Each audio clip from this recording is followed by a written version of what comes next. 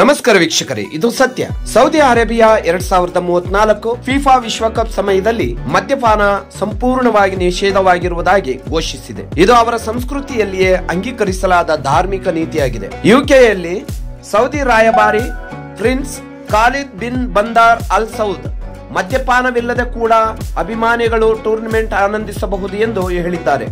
ಹಾಗೂ ಈ ವಿಷಯದಲ್ಲಿ ಸೌದಿ ತಮ್ಮ ಪರಂಪರೆಯನ್ನು ಬದಲಾಯಿಸುವುದಿಲ್ಲ ಎಂದು ಸ್ಪಷ್ಟಪಡಿಸಿದ್ದಾರೆ. ಈ ನಿರ್ಧಾರ ಅಭಿಮಾನಿಗಳಲ್ಲಿ ವಿಭಿನ್ನ ಪ್ರತಿಕ್ರಿಯೆಗಳನ್ನು ಹುಟ್ಟಿಸಿದೆ. ಕೆಲವರು ನಿರಾಶೆಯಾಗಿದ್ದಾರೆ, ಇನ್ನು ಕೆಲವರು ಇದನ್ನು ಗೌರವಿಸುತ್ತಿದ್ದಾರೆ. ಈ ಕ್ರಮ 2022 ಕತಾರ್ ವಿಶ್ವಕಪ್ ನಲ್ಲಿ ನಡೆದ ಮದ್ಯ ನಿಷೇಧದಂತೆಯೇ ವಿವಾದಕ್ಕೆ ಕಾರಣವಾಗಿದೆ. ಜಾಗತಿಕ ಕ್ರೀಡಾ ಕೇಂದ್ರವಾಗುವ ಉದ್ದೇಶ ಹೊಂದಿರುವ ಸೌದಿ ಅರೇಬಿಯಾ ಸಂಸ್ಕೃತಿಯ ಸಂವೇದನೆ ಮತ್ತು ಅಂತಾರಾಷ್ಟ್ರೀಯ ನಿರೀಕ್ಷೆಗಳ ನಡುವಿನ ಸಮತೋಲನ ಹೇಗೆ ಕಾಯ್ದುಕೊಳ್ಳುತ್ತದೆ ಎಂಬುದು ನಿರೀಕ್ಷೆಯ ವಿಷಯವಾಗಿದೆ.